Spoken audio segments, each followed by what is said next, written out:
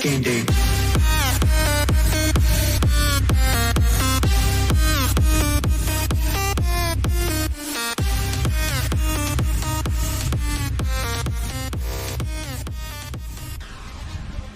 Welcome everybody to the next episode of Chiefs Focus First and 10. We're here with JP, Justin, and Quentin. What's up, guys? How's it going? How's it going, man? Pretty good. Well, you had a good day. Yeah, you did have a good day. You had a great day. Busy You day. had a great day. Yeah. So, Busy day, but great day. Yeah. Yep. Hopefully everybody's jumped on by now. Justin had a really good day, and we'll get into this into the interview later, but he interviewed Frank Clark at the Frank Clark Foundation Turkey Drive today, and it was awesome. A lot of loud people in the background, so it's a little difficult, but just to get words in without somebody cackling in your ear, but that's okay. Yep. You know, strangely enough, there was only a couple people that got to interview him, and Justin and Channel 5. So it turned out to be a really good thing. Justin did a great job, so very happy. Anyway, let's get into some few things. Let's start off with Tony and what an animal he is. I think he's going to fit in extremely well. We were talking actually off the air about his post-game interview, and I really liked what he had to say about the call. He was not politically correct. He was actually, I would say, nicer than he could have been. Yeah. But over the Juju hit, and I understand completely why he was upset. And when they asked him about it, he said, "Oh, hell no, that was illegal." I mean, he didn't pull any punches, and he said he didn't want to see any of his teammates get hit. And a lot of players had some things to say about this. Which I think Kadarius speaking up for his teammates already, with only being with the organization for a week and a half, says a lot about. I think it means he's bought in. I mean, Yeah. I think it's a great sign, personally. I agree. And the fact that he's learned when- the playbook quickly, so that helps a lot. When this is your second team, I think no matter who you are, you got to have that come to Jesus moment where if it doesn't work out here, who's it going to work out with, right? Yeah. And if it doesn't work out here in Kansas City, then maybe you get signed by one more team on a practice squad. But if you come here after the Chiefs traded for you and it doesn't work out, your NFL career is practically done. So I think that part of it is that, but I think on the other hand, he realizes that this is his shot. This can totally make or break your career. You could, make $100 million for over your career, your NFL career, based on the next 2 years, or you can flop out of the league. This is your opportunity. And I think what we've seen so far is that he's taking advantage of this opportunity. Yeah, he is. And he's, he didn't have a great situation with the Giants. He was actually one of Each's original, he wanted him in the draft. And then he tried to get him last year and it didn't work out. So, being in the league 2 years and not ever having a touchdown with his talent as a first-round draft pick, and then to come into Kansas City not knowing the playbook, well, I shouldn't say that. He does know, quicker than most guys do as far as picking that up. But to be able to come in, make some phenomenal catches, a great touchdown, he's bought into everything. He loves his teammates. He loves the team. He's got an opportunity. And I believe he will be seen a whole lot more. And even from what I've heard, we're going to see a whole lot more of him moving forward through the season. And look, if anybody wants to really think, you can think twice, but he may be that X factor that helps us win a Super Bowl. Yep. I can definitely absolutely see that. Yeah, I can definitely see him developing into a hybrid role where he gets snaps out of the backfield, snaps in the slot, out wide, just kind of all over the place wherever they need him. And I can definitely see. I mean, we saw Clyde Edwards-Helaire get 0 carries. Pacheco took control there, but then I could definitely see Tony going back there, taking some snaps in the backfield just to kind of switch things up and add a little speed there. Yeah, I agree. I think he's got that. He's just got everything he needs to be a star. He really does. And a lot of people wrote him off early, and I don't, that's on them. I mean, the Giants right now are probably wishing that they schemed up some plays for him because this kid, he's good. I mean, to come into this offense after we've seen guys sit for 4 and 5 years and not pick it up, 3 years, 4 Right. years, whatever, and to be able, even though Andy did draw up some plays for him, it was still the fact that he was able to come in, make a difference, puts himself on the line, make some phenomenal catches, make the blocks it needs to make, and he puts the fear in a defense because when he's out on the field, he's running routes. Like what Mahomes said, he was the 5th option, and he did his job. So Yep. you can't take anything away from the kid. He's doing a great job, and Pacheco is Pacheco. We heard and we talked about this back during training camp. I think you were on the show, Justin, at that time, and we had heard that he was probably going to be starting by week 6 or 7. Yep. And that's exactly what he did. Yep. And I think you're going to see him continue on with this role. He's Yep. done too good of a job. Even with that fumble, Andy did exactly what you should do. And the same Yep. thing they did with Sky Moore. You don't run away from the player. You go right back to them and let them work it out. Yeah, And he worked it especially a out. young guy like that. Yeah, Yeah. young guy like You don't that, wanna you got to kill give him their experience. confidence. Yeah. Definitely don't want to kill their confidence. And with Right. this team, the way they're built, you got a group of guys that really care about each other. Mahomes, he doesn't pull any punches. He's not going to lie. Now he was very, very forgiving in that post-game press conference over the referee calls and all that. Andy was even a little bit more, I guess, outspoken, if you want to call Andy outspoken in any way, but he was a little more outspoken than Mahomes was. He said, I don't think it was ill will or, intent, but then the guy did the same thing to MVS. So I can't say that it wasn't ill will. I think he was purposely trying to hurt somebody because he was frustrated. Right. They're a 3-win team, so. Right. We saw a defensive back get ejected Sunday night for something that, I mean, it was similar, but I wouldn't even put it as bad as the hit that we saw on Juju. Oh, And no. I don't know if you guys caught that, but I mean, you got ejected that night. So He did. I think the NFL officiating's got to become more consistent in that role. I mean, call one, not the other. You can't do that. You got to call both or call neither. So. And there's been plenty of games this year or this last week that in fact, Monday night was a great example. During that Monday night game, they threw a flag, picked it up, talked about it. Then I believe they called the penalty. Yeah. That was a 4-second thing. They dropped the flag on Juju, picked it right back up, and the excuse, we've got it out on Twitter right now if you guys want to see it. The excuse is so backwards and so the guy contradicted himself 4 times in one paragraph. It's as close to a ref saying they're wrong, actually saying they're wrong, as they'll ever get. You know In my the mind. difference between all those hits, though?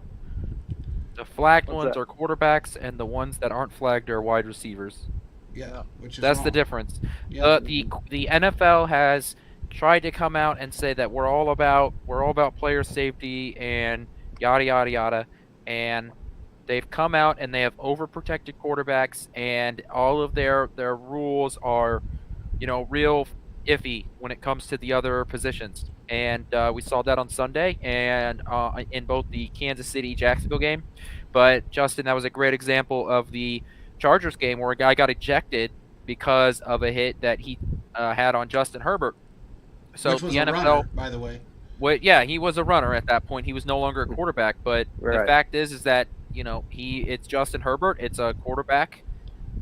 He took a hit there was a blow to the head, and guy got ejected for it. So it really comes down to the fact that the NFL is really doing its absolute best to protect quarterbacks, and I'm not saying the NFL doesn't care about the rest of the players, but we can see that there is a divide between what the NFL and what the refs are willing to do for quarterbacks and what they're willing to do, or willing to call, I should say, when you compare to the rest of the positions. I agree. Well, they're going to have to do something about it, and I don't know what they're going to do at this point. They could easily have, skybox views. They can have a lot of different things. I mean, you got a guy watching every frame, 20 guys watching every frame.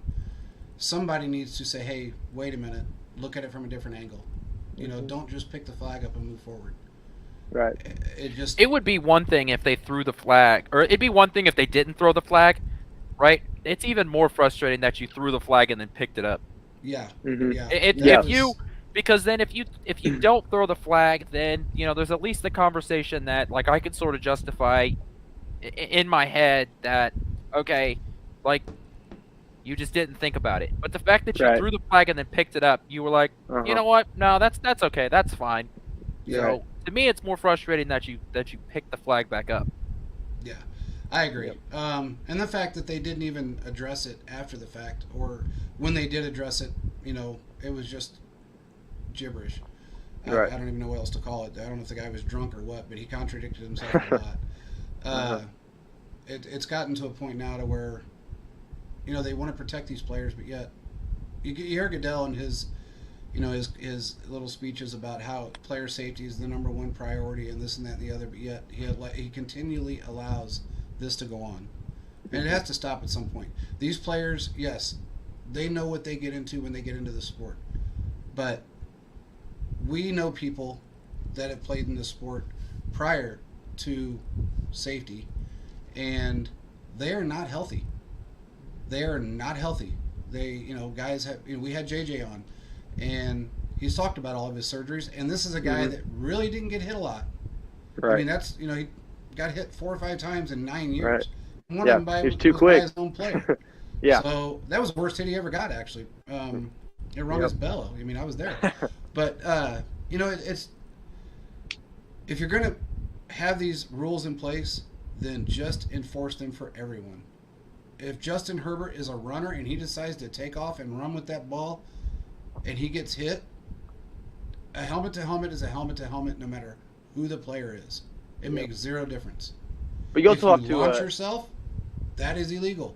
Yeah, you should not be allowed to leave your feet to make a tackle. It's as simple as that. I mean, they teach you that in Pee Wee.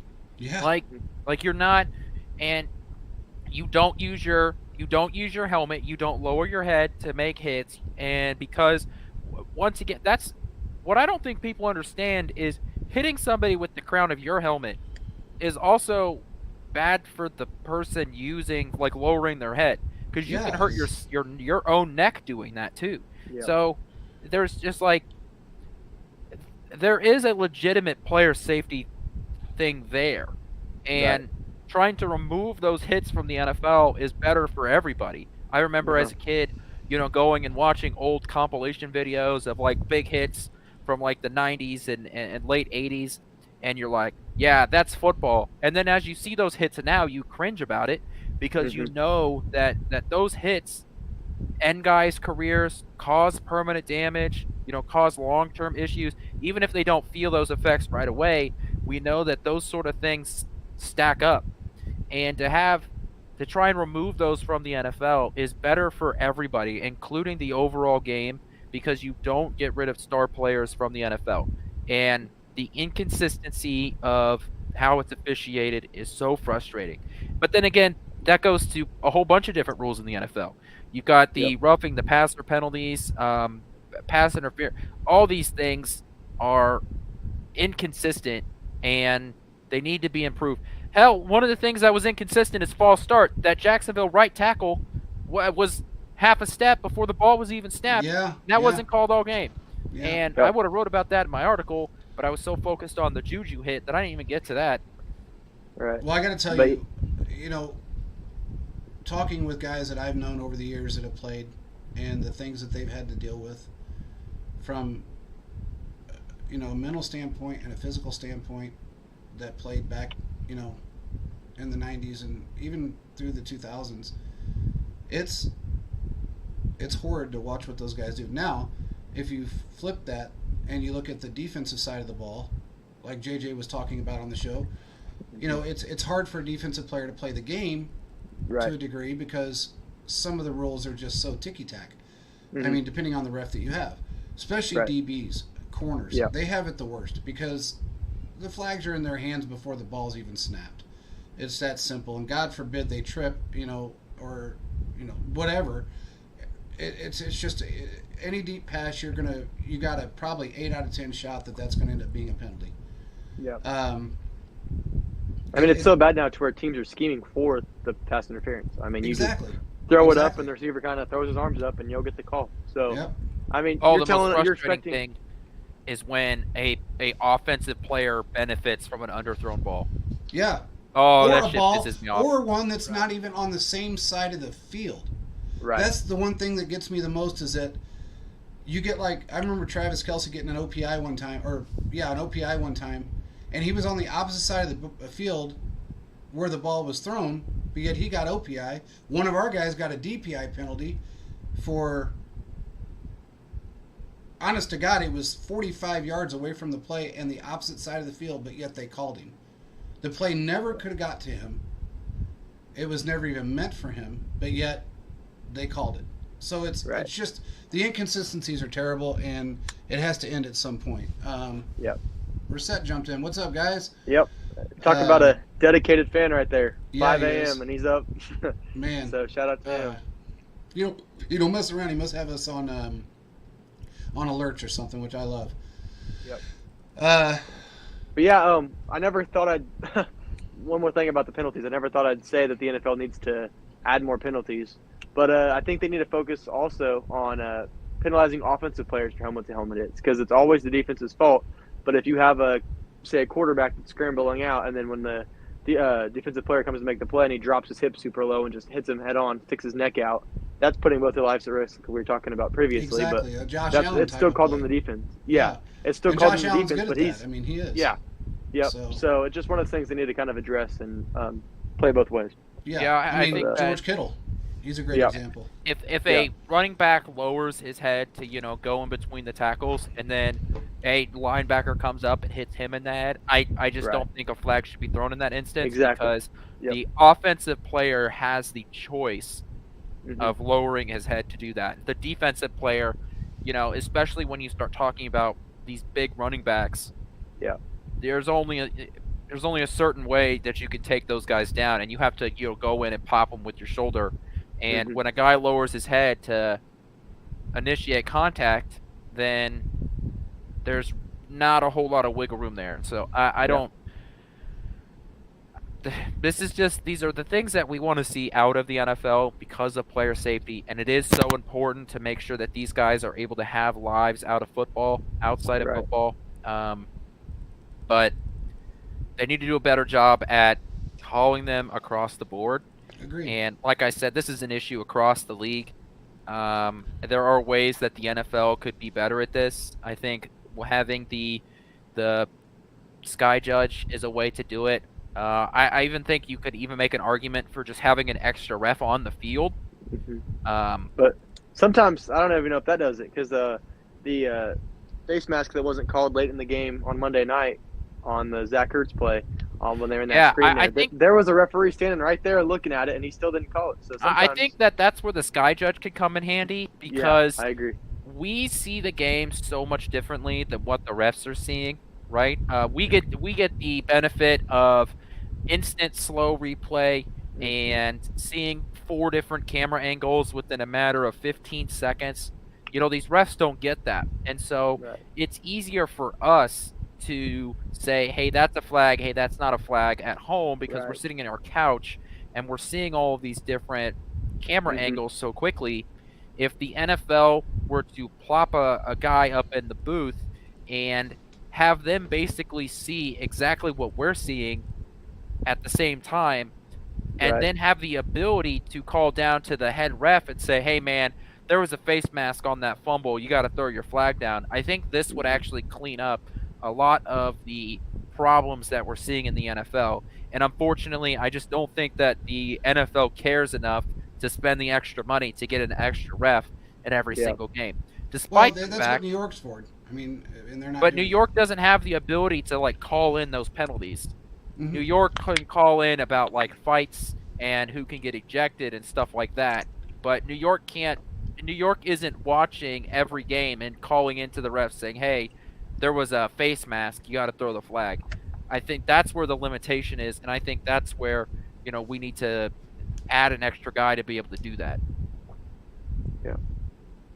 Especially in the Yeah. world of gambling, where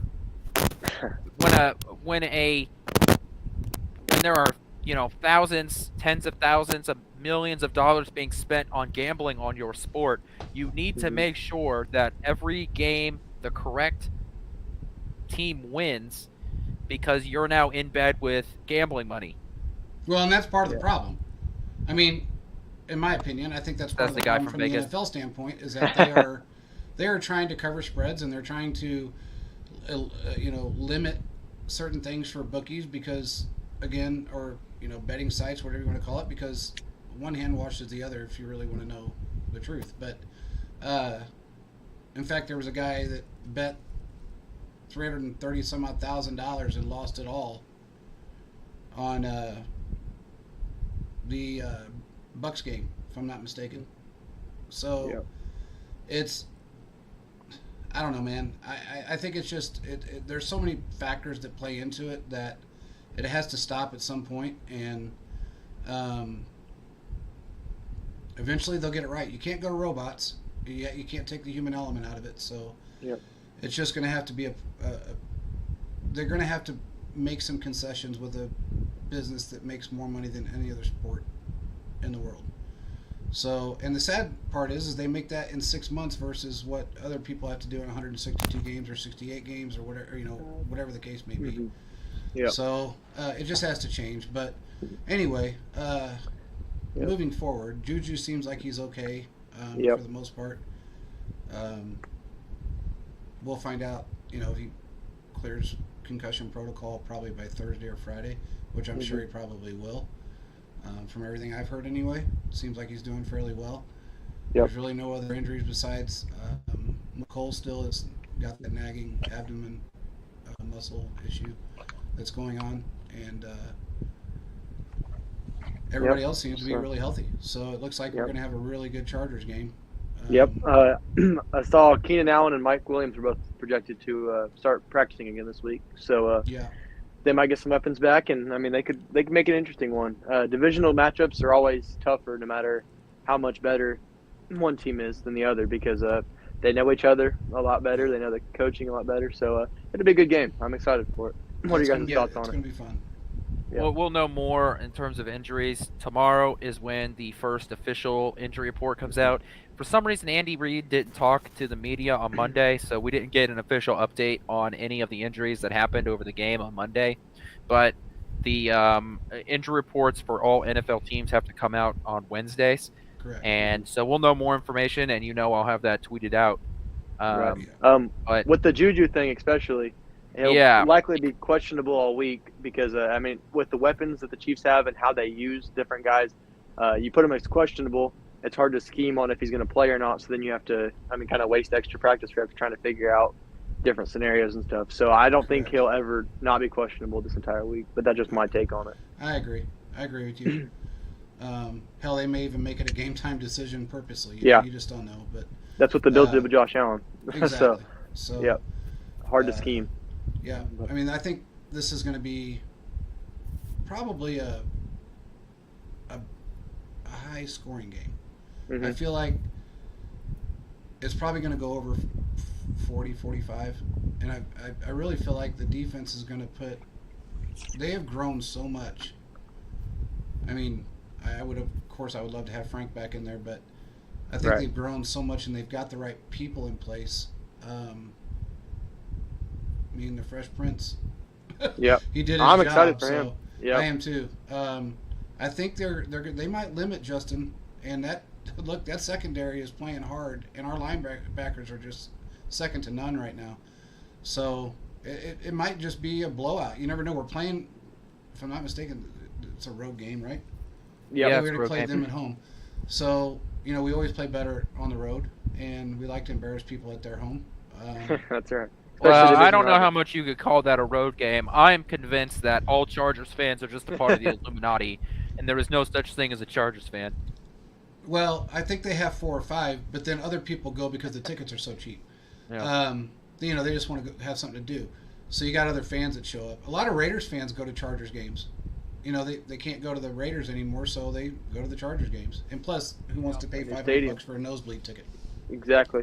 Got to pay off the new stadium somehow, so they're skyrocketing prices. Yeah. So I think it's going to be a going to be a good game. It's going to be interesting to see how well the defense of the Chargers do against our offense again. Yep. Khalil Mack had a pretty decent game last week. Yeah.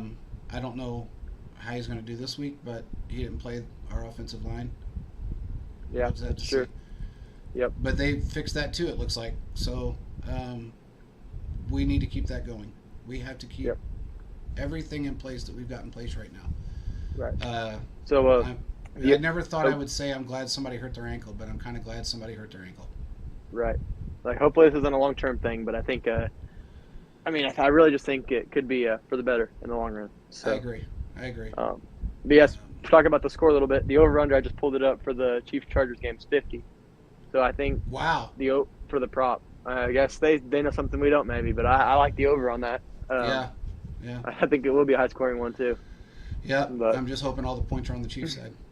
Yep, Chiefs are 6.5-point favorites. So, I think they can cover that probably. But I'm not gonna. Oh man, I don't know. I'm not going to. I'm not making my official. I gotta make that decision on Thursday. But yep. My thought right now immediately is that the Chargers will cover that. Yeah, it's possible, but then it's also possible the Chiefs win by 14. So yeah, you just never know. I mean, yeah, we've seen them guys come out, especially on the road, and just destroy teams so quickly. Up 28 points by halftime. So. Mm-hmm.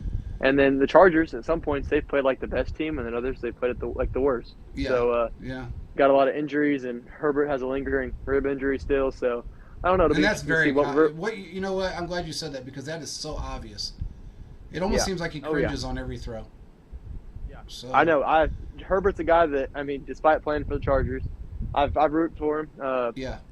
Fun to watch, and it's just not been the same since that injury. You can tell. No, so he hasn't. Hopefully they can get him back going because it's always better for football when guys like that are playing. Yeah. Yeah, he's playing extremely skittish, and it doesn't help that when your top two wide receivers go down at the same time, and what other weapons do you have?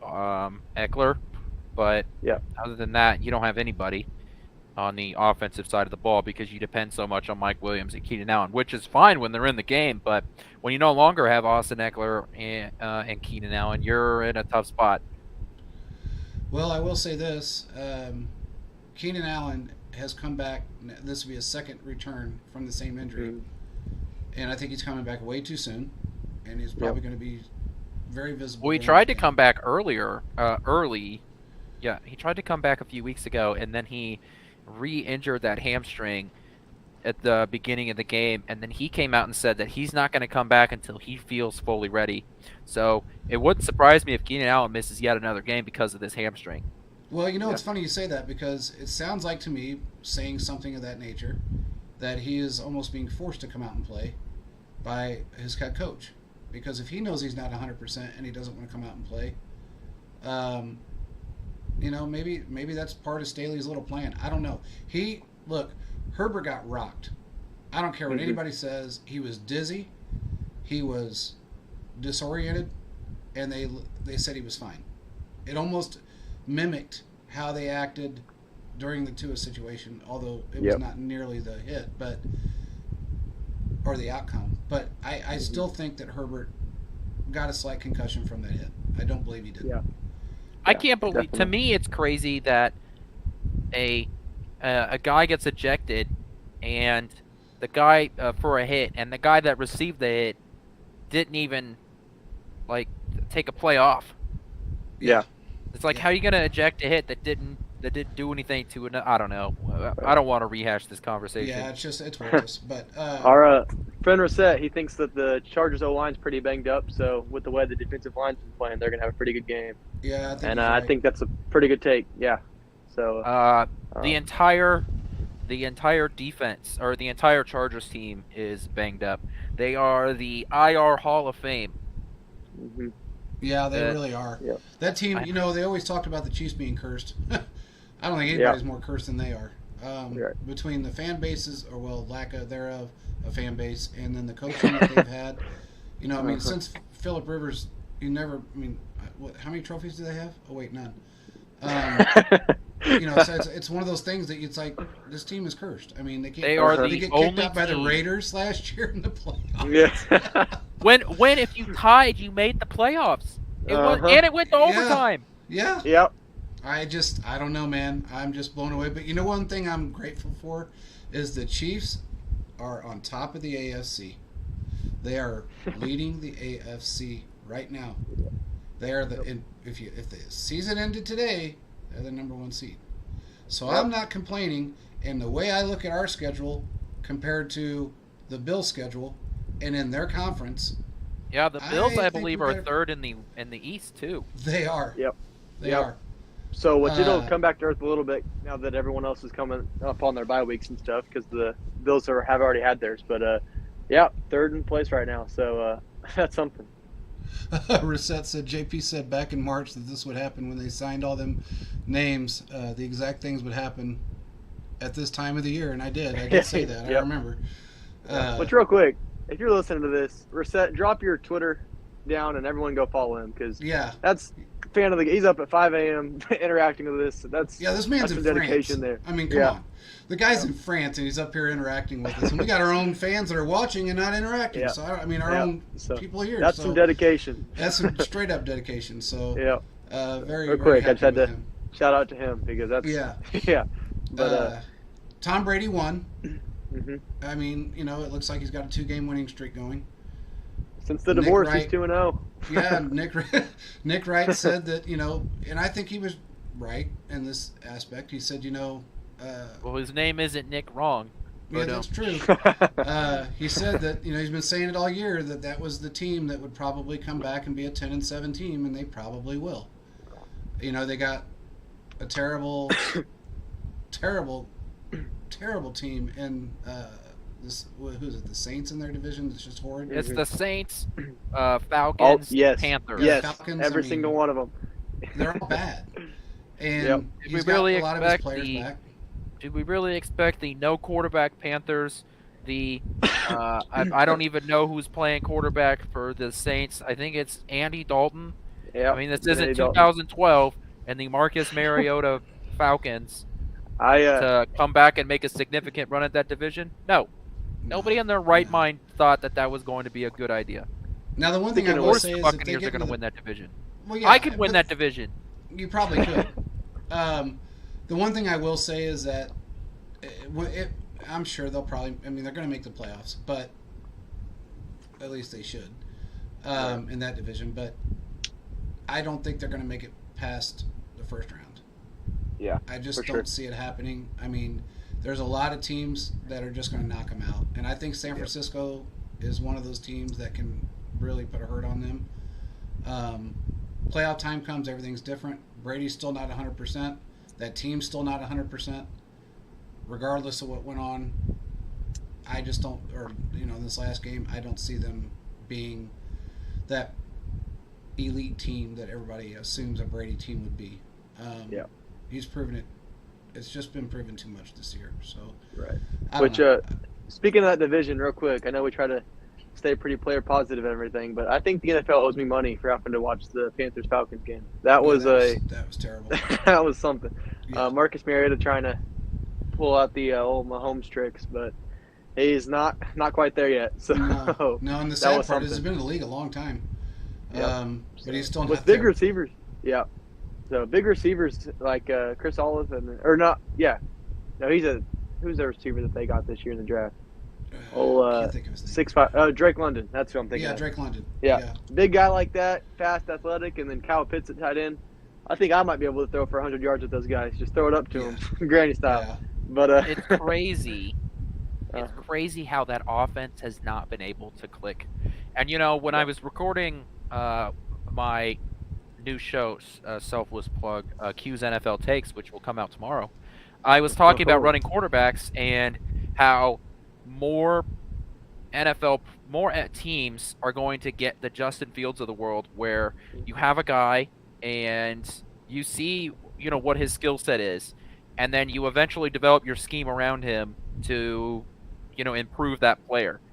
right. Why? I don't know why it's taken NFL teams this long to figure it out, but you need to start scheming up your team to value what assets you have on offense and not trying to square peg round hole the guys that are on your team.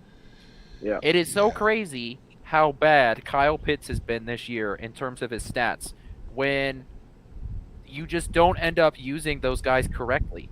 And Right. you have a Marcus Mariota who is a below average quarterback, let's be real. There's a reason he's bounced around the way he has.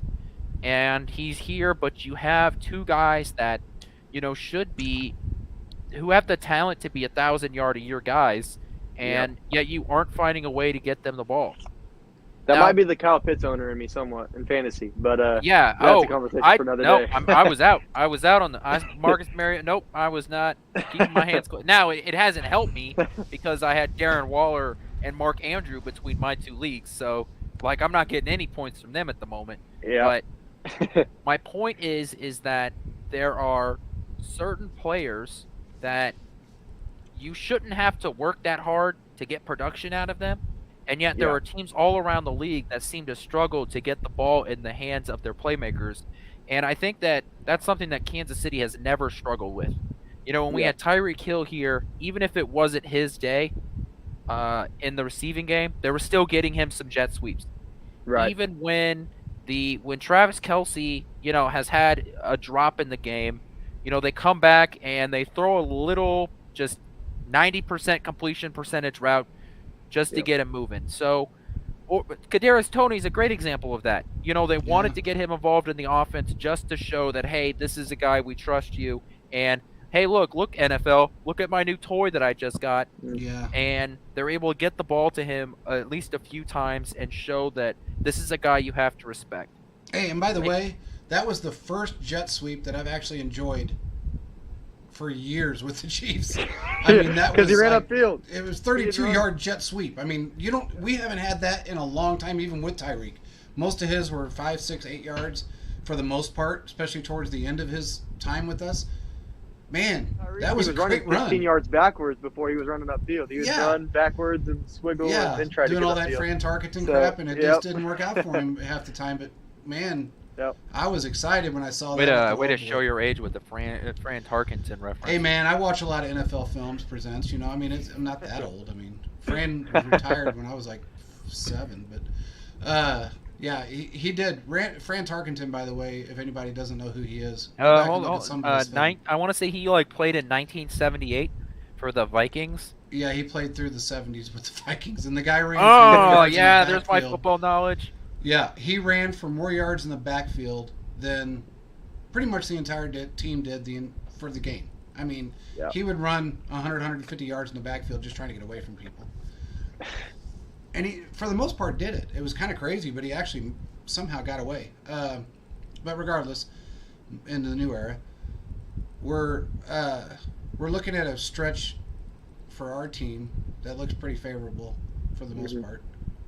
Looking at other teams that are relatively close to us or within a couple of games, they don't have that easy of a stretch right now. Right. So we played the majority of our tough games, and we won the majority of our tough games. So now it's just get better, continue grinding, continue learning the playbook, and just win out like they do. Honestly, They usually win out.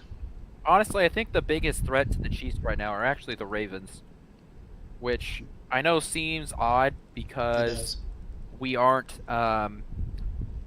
It seems odd because the Ravens have sort of been flying under the radar, as it were, but they don't face a team with a winning record for the rest of the year. They've got the Panthers, Jaguars, Broncos, Steelers.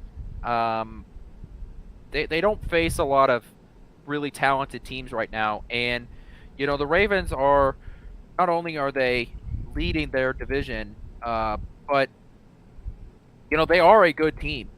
They are 6-3 on a 3-game win streak, and this is a team that, while Kansas City has beaten Lamar Jackson before, the Ravens have shown the ability to come to Arrowhead and beat them too. So this is a Yeah, I team just don't that know if if they've the got Chiefs that if the Chiefs anymore, slip but- up, I don't. The Bills may not be the team to come take it back, but the Ravens may be the team that comes and swipes away that top spot in the playoffs. So I'm just saying Brissett that. just said something here that made sense too. He said Fields is a great thrower, but their O-line can't hold anything. So he's got to take it in his own hands, which he has. And hey, I've always been rooting for Justin Fields. I thought he was a great quarterback, and he just got the raw end of the deal for the most part. And now he's showing his worth, and he's showing what he can do.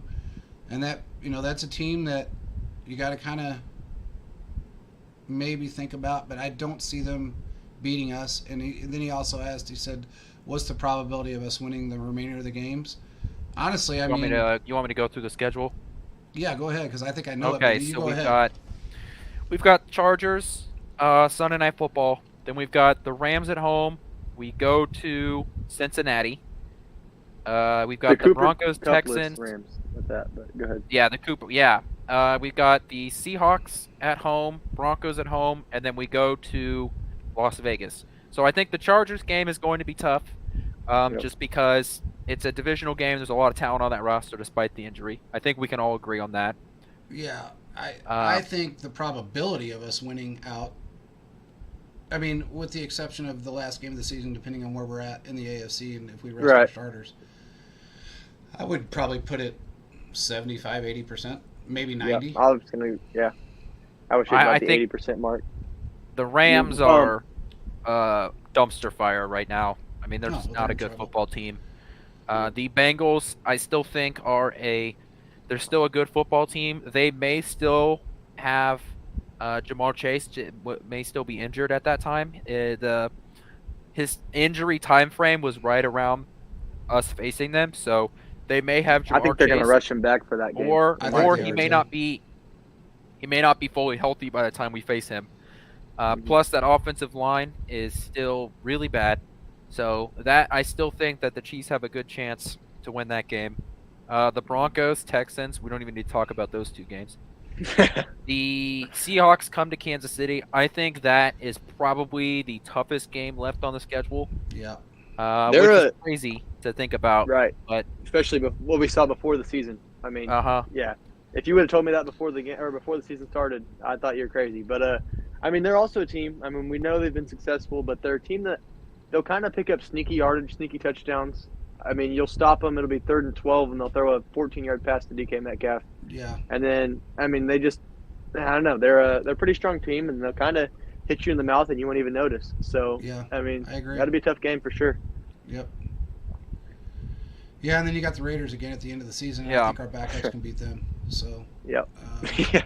I mean, when you get beat by a guy that's has a losing record as a high school coach, you've got problems. Yeah, for sure.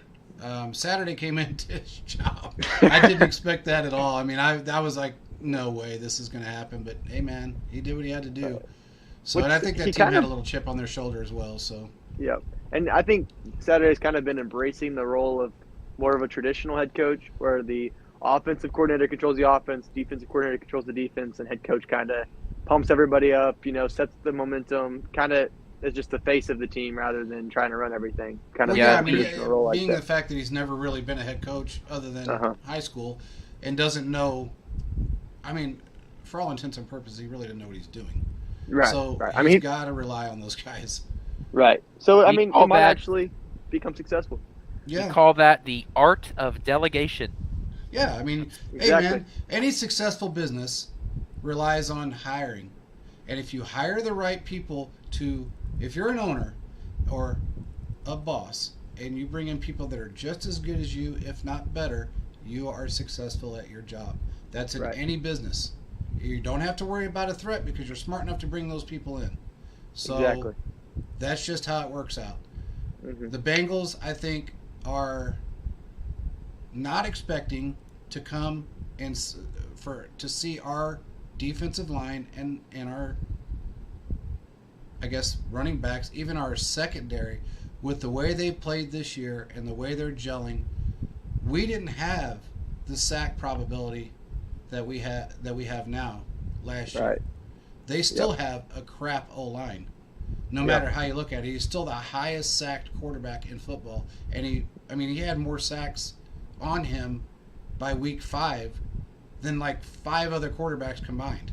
Yeah. There's a week serious chance that Joe Burrow becomes the next Andrew Luck, where he comes into the league and he's playing so well, and they make that team a perennial playoff talented team, and eventually, I'm not saying Joe Burrow will retire the way Luck did, but he's just going to get so beat up, and he's going to sustain so many injuries that, before he hits his peak, he's just his body just can't handle the amount of hits. And I think that's a serious worry that the Bengals should have.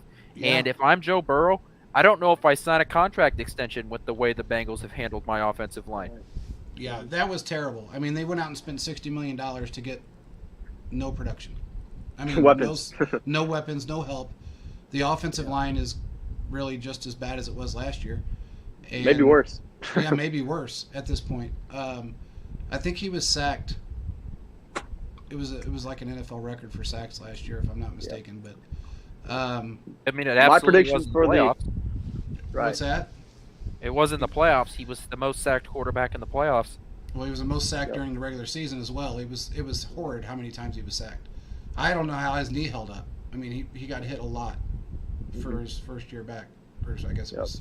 Yeah. But hey, my man, prediction for the Chiefs-Bengals game, I think the Bengals are going to expect kind of a fast-paced, lot of throwing type of game, and I actually think that the Chiefs will come out, smash mouth team, and just try to run it up down their face. So my prediction for that game, calling it now, I think Pacheco's going to run for 150 yards, and he's going to have a career game that day. I can see it happening. I can absolutely see it happening. Hey, look, we're just set at 70 sacks last year on Burrow. Well, yeah, 70 there you sacks. How do you get sacked 70 times, man? I mean, there's some kids out there that can block better than that. Yeah, high school level. Yeah, I mean, honestly, that's horrid. And he's not getting any better this year, so I don't know, man. I mean, I can't see how he doesn't even tie that record this year with the way it's going. He may have 1 or 2 less, but I don't know. 70 times. Unbelievable. Yep. Man, I mean, if Mahomes got sacked 70 times in a season, the fans would be out in the field beating the shit out of somebody. Yeah. I mean, you don't want Mahomes sacked like that. So right. But I mean, that kind of goes to show you that the Bengals, like Quentin said, they really don't care much about Burrow, because if that was the case, they would actually fix their O-line instead of spending $60 million on nothing. I don't know, but I can't see them beating us again. It won't be a repeat of last year at all. I see that actually a complete. We had them blown out in the first half of both games. Yeah. And we allowed them to come back because of the defense, especially the secondary. Right. This is not going to happen again. No. Our secondary is way too good. And they're just getting better. McDuffie is a star. Watson is actually a star, and people don't want to give him credit for it. Then you got Snead out there. Then the defensive line is holding up, so that gives your linebackers more freedom. Oh, yeah. They can stick with their guys. It gives their, all your secondary freedom to stick with their guys. It's going to be really good. But one thing I want to do really quick, I'm going to jump into this and I'm going to put on Frank Clark's interview with Justin, and you guys can listen to it. It's kind of loud because of the gym that he's in. Very difficult. But you'll see there's people standing around. But at that point, and I think for the rest of the day, the only people that got an interview with Frank Clark was Justin and TV5, Channel 5. So let's get on this now. I got a present for you. All right, yeah, hook me up. Tell one of your media people so they can hook me up. I got it. So, aside from just the turkey drive, What sparked the starting the foundation in general? I mean, I guess the biggest thing in starting the foundation was I was already doing things in the community. I was, I'm kind of like always this guy who's kind of humble about doing things, not wanting that attention on me, not wanting to really, draw that type of attention to me, because I don't like the stigma like, oh, they're just doing this for this, they're doing this because we have to get back, when that's not the case. I'm doing this solely because I want to, I do more and more, I try to do more and more, from a standpoint of like things that I went through directly, You know what I mean? That's why I cater to things specifically like children, you know, in the inner city, women and women. You know, I do a lot of work in the shelters and stuff like that, women and children shelters. So it's always catered to a specific group. You know, kind of, you know, that share similarities to how I grew up in the past. That's awesome. So obviously, you're building up the community of Kansas City. What's one thing you really like about the city that really stands out to you? The best thing is the people. Yeah. You know, it's the people. I have a lot of pride. You know, it's a real blue-collar city. It's not one of those cities where, you know, it's one of those cities that, you know, you come to and everybody is having it. You know, everybody's blessed. You see a ton of Lambos or all these different type of cars driving around. You know, where it's like a city of wealth. It's a city of blue-collar that's been built on hard-working people. And, you know, just so happen I come from one of those type of backgrounds myself. Where, you know, I'm able to relate, you know, directly to it. And, you know, it's a blessing. You know, when you come from cities like this and you come from those hard knock type of cities and it's a grind every day getting up to go to work. You know, it's cold. It get cold in November, December here. You know, the sun's not shining. You know, we don't got a beach around the corner. You know what I'm saying? It's not sand around here. You know, we can go out to the Ozarks from time to time. But, you know, it's one of those cities where everything is earned. It's never given. You know, I feel like I fit right in. Yep. We appreciate everything you've been doing. Obviously, this is focused on the great things you're doing through your foundation and stuff. But as far as the season comes, do you have any personal goals you'd like to accomplish? Obviously, Super Bowl is the main picture for the team, but personally, just to continue going. I feel like I got a lot to prove. To continue to prove, especially this year. You know, coming back, you know, suspension and stuff like that. It's a lot of football to be played. The second half of the season is going to get interesting. You know, I've spoken on in the past, you know, how I love the coach. You know, this coach is one of the true football players. And I'm just really looking forward to it. Not really. You know how it goes, though.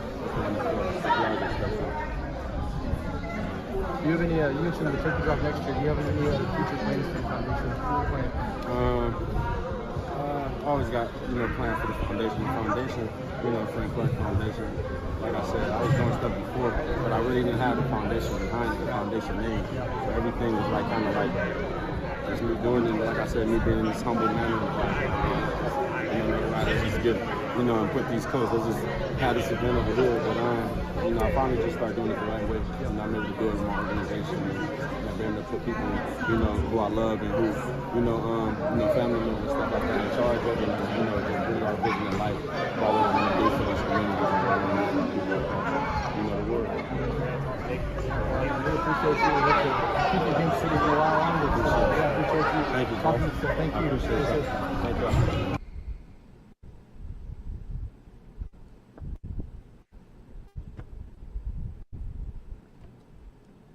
Well, I know it was a little difficult to hear, but it was. We're awesome working on you getting got that in fixed up to get an edited version out. But yeah, until then, there you go. yeah, it was nice to see you out there talking to him, and you did, you know, the right thing and did it the right way, and that's all that matters. I mean, you know, it's this Justin put all the work in to get that interview set up, and he didn't just show up and, you know, ask for an interview, you know, just walk in and think he was going to get one, I should say. He put the work in to line it all up, get it set up, and do it the right way, and we really appreciate it. We really appreciate Frank for stepping in. We have been a big proponent of Frank for a very long time. You know, he's taken flack from people. He's gotten a lot of crap from people. Look, this man is doing everything he can possibly do to not only help the community, but help the team. And he doesn't want to go anywhere. No. Yeah. He's just a guy that, like you said, he came from a blue collar. You know, Frank didn't have a great upbringing, so you know he's putting it back into the community, and I appreciate that about him. Yeah. Yep. You know, it was awesome to get. Oh, go ahead. It was awesome to just be able to sit down and talk to him. He was a really cool guy, really genuine, and I mean, you could tell that he was passionate about what he does, and both taking care of the city and playing for the team. So, had to sneak that football question in there about what he felt, how he thought going ahead to the season. You know, so he definitely has a chip on his shoulder coming up, and I'm pretty excited to see what he does when he comes back. I think he's going to be a destruction for everybody. He's going to just come in and destroy things. Yeah. I mean, he looks so good. He looks fit. He looks like he's happy. Yeah. Frank's not a big talker by any means. In fact, I love the fact that, you know, he reads our stuff and he knows who we are, and he reads our articles and everything else that goes on, and I love that fact. And also the fact that he, you took the initiative to go out and do all the work, the legwork to get it done, and that's awesome. And the one thing that he said that impressed me is that he doesn't, drive around in a city full of Lambos, and it's a blue collar city. We're hardworking people. And, look, man, I mean, that's the one thing that he recognizes over everything else. He doesn't see the guy is standing in the back that may have clout, the guy is this guy, that guy, or the other guy. He saw you. And, he wanted to make sure he got you in, and then he left. So it's nice to see that, he really cares about the people that care about him, I guess, more than anything. And I mean, a guy of his stature, it'd be really easy for him just to see the Lambos, block out everybody else, and just see top people he wants to see. You know what I mean? And I think it's really cool that he's, not stooping down to the level of, but kind of just embracing everybody and kind of just becoming a part of the city. Yeah, he's not becoming arrogant. So that's the difference. He didn't become arrogant. And yeah, it was awesome. I'll for the article tomorrow about it, I'll put out some of the pictures and stuff that I took. It was really cool seeing him interact with some of these people, walking around, signing autographs, taking pictures, giving out hugs. It was just really cool to see him. Just kind of be a bright spot for a lot of those people that are going through something tough, And I don't know, it was just really cool. I think, like he was talking about the blue collar city, kind of the Chiefs and that organization is kind of what brings everybody up. And so it was cool seeing him interact with everybody and just bring that joy to them. And for the record, if anybody famous here that's listening, if you're ever running in an organization or some sort of a drive, that's fine to do it in a gym. Plenty of space for everybody. But when you're taking interviews, for the love of God, step into the hallway. I've had to do interviews inside of a gym before. It sucks, okay? It sucks for everybody around.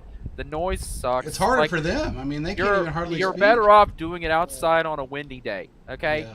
Gyms are the worst place to have to do it, and this is not on you, Justin. This is just This is just how it happens. I understand that, but I agree. I know that mic that I brought was supposed to cancel out the background noise, but it was echoing so hard off those walls. It was hard. Oh yeah, that's the problem. The problem is Yep. that the way gyms are built is that it's all solid concrete and bricks, And no so ceiling. The sound just bounces off of everything. So I can I'll only tell you imagine what would have happened if you would have used a normal, a normal mic or just like a mic off Amazon or something. If you just found a mic off the street, and had to use it, because man, do gyms suck to do interviews in. They really do. I'll be honest It's though, hard. I'm not complaining. No, it's awesome. I'll It's take awesome. an interview. Yep. So hopefully next one. But cool experience to be able to do, and look forward to doing some more. Well, I'm glad you did it, man. And like I said, I mean, the one thing that I like about Frank is that he's not arrogant. He didn't. He's got fancy cars. Why wouldn't you? Right. If you got the money, buy them. I mean, Yep. that doesn't mean you're not. It doesn't mean you're arrogant. It doesn't mean you're anything but just a normal guy that was able to build yourself to a point and get yourself to the level that he's able to be paid. Yep. And I'm proud that he did it. I'm happy for the man. I really am. Yep. And through all the adversity that he's gone through, look, man, I mean, he's an everyday guy. I mean, just, the one thing that we've always preached on, with this whole thing that we do, is arrogance will get you nowhere. Yep. No matter how good you are, where you think you are, who you think you are, it'll get you nowhere. Right. And You always got to remember where you started, and who helped you when you're at the bottom. exactly. So Exactly. Yep. It doesn't matter what you've done in the past; it's what you're doing right now, and that's just great. And that goes for everybody. I mean, that doesn't matter. It doesn't matter who you are. I mean, it goes for everybody. You don't have to be arrogant. You don't have to be uppity. You don't have to get upset with people. You don't have to think you're better than somebody else or you deserve more, because in reality, nobody deserves anything but what they put out and what they the work that they put in to get that. And he deserves it. And I'm glad he's doing stuff for the community. Good job, Justin. Thank you. Appreciate it. I know it was tough in that gym, and you had a bunch of cacklers in there, women just cracking up and all that noise. And, hey, it is what it is. People are excited. Yep. And, That's how I felt. Brissett said just like Russell Wilson. I was gonna That's say, hilarious. That's like good Mr. stuff there, Limited. buddy. Yeah, the Jay-Z of football. That was funny. Yeah, that was good stuff. But Yep. To be anyway, fair, those women were acting how I felt, yeah. Clark. So Yeah. I'll roll with it anyway. Hey, man, I mean, I'm sure every woman out there probably thought, I wonder if he's single, because it's Frank Clark. So, it is what it is. But he did a good thing, and you did a good thing, so I'm happy with that. And we got a lot more interviews coming up over the year, and Yep.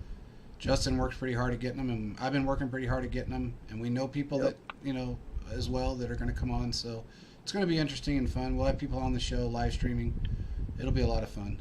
But I don't know, man. I don't know what else we got. I think we've kind of wrapped everything up for this show. I just wanted to get that out there, and it looks like the Chiefs are going to hold on to their spot for a little bit. I mean, I don't think, let's pray and hope that they can continue to do what they're doing. He says, what is the priority? What did he put? What is the priorities of the Chiefs in the draft? I can't say this loud enough, but pass rush. That's my number one priority.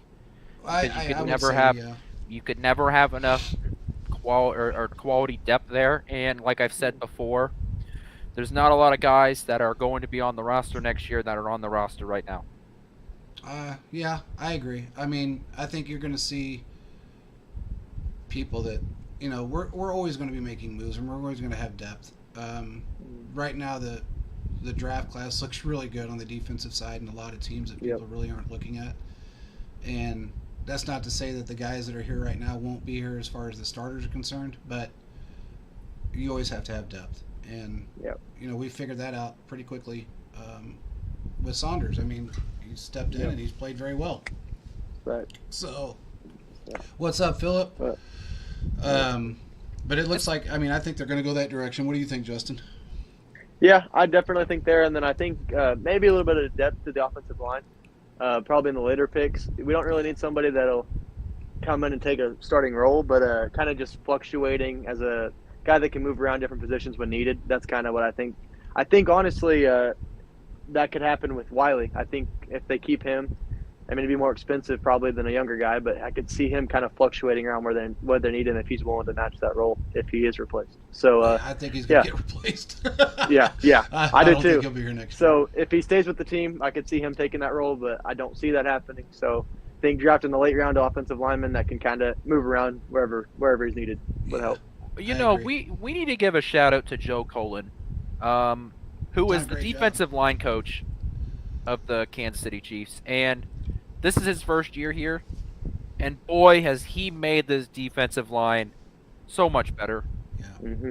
So, I believe he was at Jacksonville last year, but I don't remember off the top of my head. Philip would know. I think he was with the Patriots too for a while. Is that right, Philip? Spit it out there. I know you're listening. I don't know. I just know. Look, I just know that he was a quality. He's turned this defense around and. Rest. This is not Chris Jones's last. He's got one more year after this, but his contract next year is about $30 million cap hit.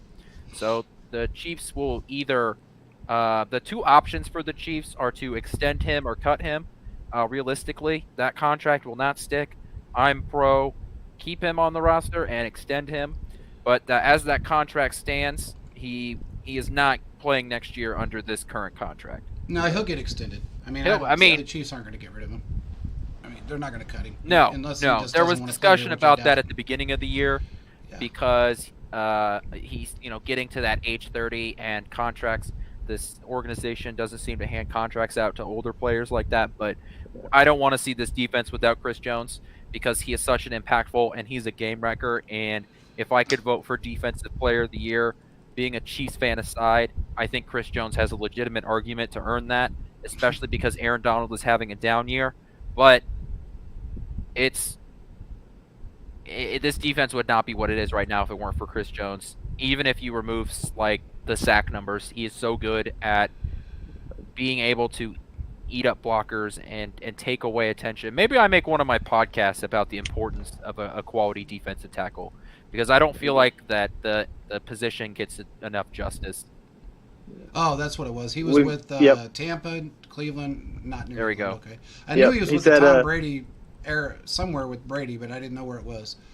Yep. He said Phillips said Baltimore from 2016 to 2020, and then in Jacksonville after that. And he said that last year the Chiefs were 29th in sacks overall, and he came in and they're tied for 8th right now. So I'm Yeah. telling you, he man, said if he's there was definitely like making a difference. if there was a random new coach award, okay, that's the Yeah. guy who should get it. Definitely, definitely. Yeah. He's done a great job.